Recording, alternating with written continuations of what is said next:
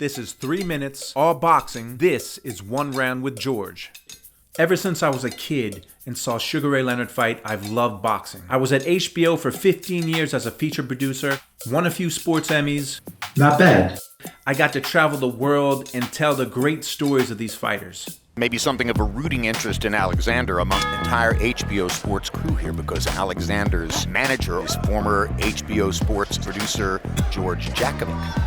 I've managed a fighter, I've worked a fighter's corner, being as close to the action as you can get. My life has revolved around boxing. March 11th on Showbox, the son of former junior middleweight champion Raul El Diamante Marquez made his professional debut. Welterweight Giovanni Marquez turned pro, winning a 4-round decision over Nelson Morales. Marquez is 20 years old. He's trained by his dad, who's also the Showbox analyst. He was a Golden Gloves national champion last year, and I can't wait to see where his journey takes him. On March 12th, the son of a legendary boxing champion made his amateur debut.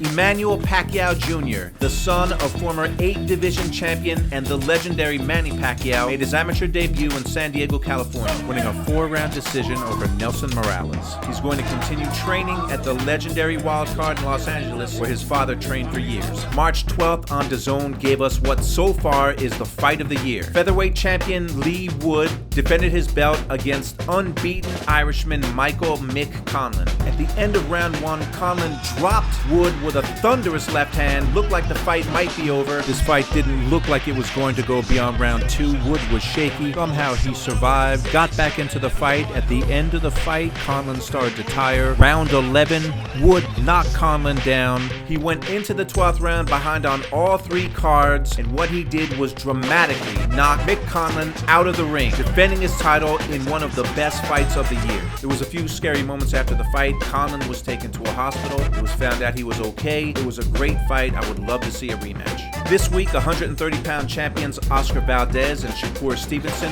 had their first face-to-face meeting for their unification fight on April 30th. I've been saying all along I'm a Jersey guy, so is Stevenson, so I'm riding with him that night. For that April 30th date, it is 48 days until lightweight champion Katie Taylor puts her belts up against Amanda Serrano in the main event, Madison Square Garden. April 30th, 48 days away. Can't wait for that fight. Speaking of the boxing schedule, here come the pay-per-views. April 16th, the welterweight unification between Errol Spence and Ordenis Ugas. April 23rd, heavyweight champ Tyson Fury defends his title against Dillian White. May 7th, the DAZN pay-per-view, Canelo goes up to 175 pounds trying to get Dimitri Bivol's title. And on May 28th, the delayed Tank Davis, Rolly Romero lightweight title fight. So in just over a month, that's 4 pay-per-views for the boxing fans. Former super middleweight champion David Benavides has a fight in May against former middleweight champion David Lemieux, but the rumor is that Benavides and former 168-pound champion Caleb Plant may be fighting in September. They've traded words for the last few years. Plant is coming off his November loss to Canelo Alvarez.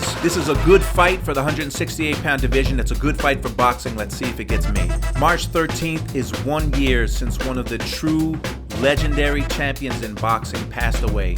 1 year ago, Marvelous Marvin Hagler passed away.